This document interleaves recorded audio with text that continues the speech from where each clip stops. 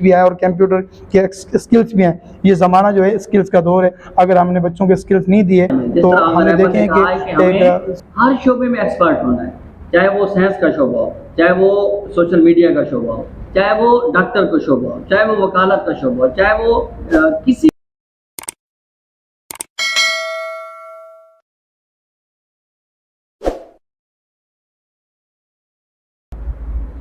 اعوذ باللہ من الشیطان الرجیم, بسم اللہ الرحمن الرحیم. سب سے پہلے کہ آج جو ہمارے ساتھ ایک معزز شخصیت جنہوں نے اپنا بہت ہی قیمتی وقت نکال کے ہمیں اپنے چینل پہ انٹرویو دینے کے لیے ٹائم نکالا ہے, تو بجائے اس کے کہ میں خود ان کا تعارف کراؤں تو خود ہم ان کے زبانی ہی ان کا تعارف سننا پسند کریں گے. تو ہم آغا صاحب سے کہیں گے کہ خود اپنی زبانی اپنا تعارف کروائیں. اعوذ باللہ من الشیطان الرجیم, بسم اللہ الرحمن الرحیم. نام امجد علی ہے میرا, اور میں نے جو ایجوکیشن میری کمپلیٹ کی ہے ایم اے اسلامک اسٹڈیز میں سندھ یونیورسٹی سے کی ہے. میرا تعلق ڈسٹرکٹ سانگڑ سے ہے. ماشاءاللہ. امجد حسین سریوال صاحب جو کہ سانگڑ سے ہیں, انہوں نے ماشاءاللہ بہت اچھے انداز میں اپنا تعارف کروایا. تو اس سے اگلا جو سوال ہے کہ آپ نے اپنی اسٹڈی جو تعلیم ہے, بنیادی تعلیم تو اپنے گوٹ سے یا جو اپنے علاقے سے حاصل کی, اعلیٰ تعلیم کے لیے آپ نے کہاں سے, یعنی آپ نے جاننا پڑا اعلیٰ تعلیم کے لیے جو حاصل ہوتی ہے؟ میں نے کراچی کے لیے میں نے ایس ایم لاء کالج میں ایل ایل بی کر رہا تھا, مگر کچھ وجوہات کے وجہ سے میں نے جو ایل ایل بی ہے وہ کمپلیٹ نہیں کر پایا. فیملی میٹر آگے تھے, تو میں نے سوچا کہ ایجوکیشن کو بھی آگے لے کے چلنا ہے, تو میں نے کالج سائڈ سے بی اے کیا. بی اے کے بعد میں نے اسلامک اسٹڈیز ہی کالج سائڈ سے میں نے کمپلیٹ کیا. ایم اے اسلام. جی ہاں ماشاء اللہ, آپ نے ایم اے اسلامیت کی ہوئی ہے. اچھا, آپ نے اس پڑھائی جب چل رہی تھی, کیونکہ آپ جیسے میں آپ نے کہا کہ کچھ فیملی معاملات ایسے تھے کہ ایل ایل بی کو بھی چھوڑنا پڑا, تو آپ جب آپ خود پڑھ رہے تھے, اسٹڈی کر رہے تھے, اس دوران بھی آپ اپنے پاؤں پہ یعنی انڈیپینڈنٹ تھے, یعنی خود اپنے پاؤں پہ اپنے اخراجات خود کر رہے تھے, یا پیچھے فیملی پہ انحصار تھا؟ اور اگر فیملی پہ انحصار نہیں تھا, خود سے آپ سارے اخراجات کر رہے تھے, تو کیسے مینیج کیا تھا؟ آیا ساتھ ساتھ پارٹ ٹائم جاب کر رہے تھے اور اسٹڈی کر رہے تھے, یا کوئی معاملہ تھا؟ میں نے جب فرسٹ ایئر میں ایڈمیشن لیا تھا ڈگری بوائز کالج شہداد پور میں, تو اسی ٹائم میں نے داؤد اکیڈمی ایک اسکول ہے پرائیویٹ اسکول شہداد پور میں, وہیں سے میں نے کے جی اسکول جو کلاس سے اسٹارٹ کیا تھا. الحمدللہ جب میں ایم اے تک ہی ٹیچنگ کر رہا تھا مارننگ شفٹ میں, اور ویسے آپ کو پتہ ہے کہ سندھ کی صورتحال اس طرح کے کالج میں ریگولر بیسس پہ کلاس نہیں ہوتی, تو سیلف اسٹڈی کر کے ایم اے میں نے کمپلیٹ کیا. اور یہ 4-5 سال تک میں نے پرائیویٹ مختلف اسکولس میں ٹیچنگ کی, اور جتنی فیس اخراجات تھے کالج سائڈ کے میں نے خود جو فراہم کیے, فیس وغیرہ پے کی. باقی میں نے ایس ایم لاء کالج کے لیے جو میں 2017 میں کیا ہوا تھا, اس دنوں میں نے اپنے والدین سے فیس لی تھی, اس ٹائم میں 72,000. یعنی آپ کی کوشش یہی تھی کہ جو آپ کے پڑھائی کے اخراجات ہوں وہ آپ خود اٹھائیں, بجائے اس کے کہ فیملی پہ آپ بوجھ بنے. ماشاء اللہ. تو پڑھائی مکمل ہونے کے بعد آپ کی مصروفیات, یعنی آپ نے کس شعبے کو ترجیح دی, اس کے بعد آپ کی مصروفیت کیا رہی ہیں؟ میری مصروفیات خاص طور پہ مختلف پروجیکٹس میں رہی ہیں, جس طرح کہ میں ٹیچنگ بھی کرتا تھا, کوچنگ سینٹر بھی شہداد پور میں چلایا ہے, اور اس کے ساتھ ساتھ میں مختلف جو ویلفیئر ٹرسٹ ہیں جیسے کہ مکاتب پاکستان, ہم نے سیلاب میں بھی کام کیا, اور کوشش کی کہ زیادہ سے زیادہ لوگوں کو فیسلٹیز کے ساتھ ساتھ شعور کی بھی جو ہے نا فراہمی دی جائے. تو علماء کرام کے ساتھ ہم نے زیادہ سے زیادہ وقت گزارا, اور یہی کوشش ابھی تک ہی ہماری مصروفیات یہی ہیں, علماء کرام سے اٹھنا بیٹھنا. اور ابھی میری مصروفیات جو ہیں ماشاءاللہ, یعنی ابھی آپ پرائیویٹ ایک جاب کر رہے ہیں. ماشاءاللہ.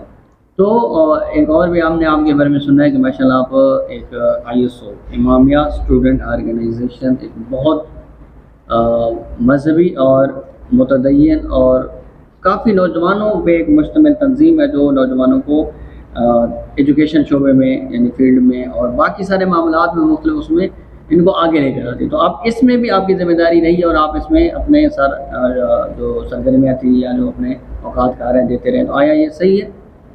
ہاں بالکل. پہلے تو میں آپ بتا دوں کہ خوش نصیبی میرے لیے یہ ہے کہ میں نے ISO جوائن جو کی ہے وہ ایک معجزانہ طور پر ISO میں شمولیت کی.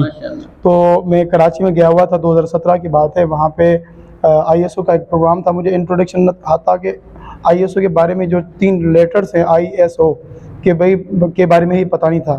تو وہاں پہ ISO کے سینئر دوست تھے, انہوں نے کہا کہ آپ ہم فارغ بیٹھے ہوئے تو کیوں نہ ایک پروگرام ہو رہا ہے, کہ میں شاید خارادر میں تھا. تو میں نے وہاں پہ پروگرام کی جو سیٹنگ دیکھی, مینجمنٹ دیکھی, وہاں پہ ISO کا ترانہ تھا, فیمس ترانہ, وہ سن کے میرے اندر جو جوش و جذبہ ولولہ پیدا ہوا. پھر میں نے ISO اختیار کی. تو ISO کا انٹروڈکشن ہمارے خاص طور پہ ڈسٹرکٹ سانگر میں نہیں تھا, میرے خیال میں 1994 کے بعد. تو ماشاءاللہ 2017 میں ISO کا انٹروڈکشن ہم نے گاؤں کی سطح پہ کرایا. تو میں ISO یونٹ پہلا ڈسٹرکٹ سانگر میں اپنے یونٹ کھولا تھا. 2 دفعہ میں ISO یونٹ علی خان سریوال کا 2 دفعہ میں صدر رہا. اس کے بعد 2020 میں ہم نے ISO یونٹ شہداد پور کا اوپن کیا. وہاں پہ میں نے ISO شہداد پور کے لیول پہ میں نے نائب صدر کی ذمہ داری پہ فائز رہا. اس کے بعد ڈویژن ہماری 3 سال کے بعد برقرار ہوئی. 2020 کے بعد ڈویژن بنی, ہمیں ڈویژن کا اسٹرکچر بنایا گیا. 3 دفعہ میں ڈویژن کے لیول پہ عہدے پہ فائز رہا ہوں. 1 دفعہ میں ڈویژن کا GS جنرل سیکرٹری پہ عہدے پہ فائز رہ چکا ہوں. 1 دفعہ میں نے ڈویژن نائب صدر کی ذمہ داری اختیار کی. اس دفعہ 2023 اور 24 کا جو سال رہا ہے ایز اے ڈویژنل صدر کی ذمہ داری پہ فائز رہ چکا ہوں. ماشاءاللہ, یعنی یہ ISO کی آپ کی جو عہدے تفصیلات تھیں وہ آپ نے بتائی. تو اب ان ISO کے یعنی دورانیے میں جب سے آپ نے جوائن کیا ISO کو, اس میں آپ نے کون کون سے پروجیکٹ یعنی کون کون سی منصوبہ بندی, کون کون سے کام جو آپ نے اپنے اس میں عہدے کے دوران یعنی آپ کا جو دورانیہ تھا اس میں آپ نے جو آپ کے انڈر آتے تھے, جو آپ کے نیچے یونٹس آتے تھے یا جو لوگ آپ کے انڈر کام کر رہے تھے, ان میں کون کون سے پروجیکٹ اور کون کون سے نئی چیزیں جو پہلے نہیں تھی لیکن آپ کے دور میں شروع کروائی گئی ہیں؟ دیکھیں کہ صورتحال اس طرح سے کہ آزاداری تو ہوتی رہی ہے, ہمارے اجداد وغیرہ کرتے رہے ہیں. خاص طور پہ جو ولایت فقیہ کی جو امپورٹنس تھی, اس کی اہمیت تھی, دروس کی اہمیت تھی, دعا مناجات کی اہمیت تھی, وہ ہم نے یونٹس لیول پہ متعارف کرائی. اور خاص طور پہ ہم نے کام کیا کہ نائب امام کی جو امپورٹنس ہے, جس طرح کہ مسلم بن عقیل کو کوفے کے لوگوں نے نہیں پہچانا اور وقت کا امام تنہا رہ گیا. تو ہم نے سوچا کہ آج کل جو سب سے بڑی جو امپورٹنس ہے ولایت فقیہ ہے, رہبر معظم خامنہئی صاحب کی اہمیت ہے, نائب امام کی اہمیت ہے, تاکہ مسلم بن عقیل اس ٹائم جو کوفے میں تنہا رہ گئے تھے, آیا ہمارے بھی بزرگان ہمارے جوان کو ہم متعارف کرائیں, بتائیں ان کو کہ ہمارے پاس بھی نائب امام موجود ہے خامنہئی کی صورت میں. تو اگر ہم نے اس کو نہ پہچانا تو وقت کا امام مہدی علیہ السلام بھی تن و تنہا رہ جائیں گے امام حسین علیہ السلام کی طرح. ماشاءاللہ. اچھا, یہ ISO میں آپ کی شمولیت کے بعد یا اس سے پہلے یا بعد میں ان جیسی تنظیموں یا NGOs میں دوسروں میں اداروں میں بھی کام کیا یا فقط ISO میں ہی کام کیا؟ پہلے میں میرا جو یوں سمجھے گراؤنڈ رہا ہے پاسٹ کا, ماضی کا, میں پہلے قوم پرست تھا, نیشنلسٹ تھا, عوامی تحریک میں کام کرتا تھا. مگر حقیقی مجھے ریئل لائف کی طرف, کیونکہ 3 سوال کا جواب اگر مل جائے تو آپ اس پہ سوچیں, تدبر کریں. 3 سوال کا جواب میں نے ڈھونڈا تو مجھے کہا کہ کہاں سے آئے ہیں, کہاں جانا ہے, کیوں آئے ہیں. تو یہ مجھے جواب ISO نے دیا ہے. پہلے میں قوم پرستی میں اختیار کی تھی تو اس میں مزہ نہیں ہے, روحانیت نہیں تھی. روحانی سفر کا آغاز ISO میں میرا رہا ہے. ماشاءاللہ. یعنی آپ کے دورانیے میں دروس کا سلسلہ شروع ہوا, جو مختلف بزرگان اور علماء کرام کا تعارف ہو گئے. آج کل تو معاشرے میں یہ ہوتا ہے کہ علماء کرام کے خلاف پروپیگنڈا کیا جاتا ہے, ان کے خلاف نفرت پھیلائی جاتی ہے, لیکن آپ نے ISO کے توسط سے علماء کرام کا صحیح ایک امیج لوگوں تک پہنچایا اور ان کے دروس رکھوائے, اور دعاؤں مناجات یعنی ہر شب جمعہ یا شب بدھ کو دعاؤں کے پروگرام اور مختلف دروس کے پروگرام کروائے. اور ساتھ میں کچھ ایسے پروگرام بھی آپ نے اپنے دورانیے میں کرائے کہ جس طرح لوگوں کو سکل سکھائی جاتی ہے, ان کو برسر روزگار کیا جاتا ہے یا اپنے پاؤں پہ کھڑا جاتا ہے. اس طرح کے پروگرام کروائے ہیں پہلے؟ سب سے بھائی یہ ہمارے لیے بہت مشکل رہی ہے کہ دنیا دیکھیں کہ ہمارا دشمن جو ہے, امام زمانہ کا دشمن جو ہے شیطان کے لیے کتنی بڑی ٹیکنالوجی ہے, وہ کریشن ڈسکوریز کر رہا ہے, کتنے اربوں ڈالرز خرچ کر رہا ہے, انسٹیٹیوٹ بنا رہا ہے. ہم نے کوشش کی یہاں پہ نا المصطفیٰ کے حوالے سے ہم یا الحمد پبلک اسکول کے نام سے یہاں پہ انسٹیٹیوٹ ہو. ہمارے کافی تعداد یہاں جس جگہ پہ ہم بیٹھے ہوئے ہیں ڈسٹرکٹ سانگر میں گلانی اسٹاف ہے, یہاں پہ بھی 20 سے 25 ہزار آبادی ہمارے مومنین کی ہے.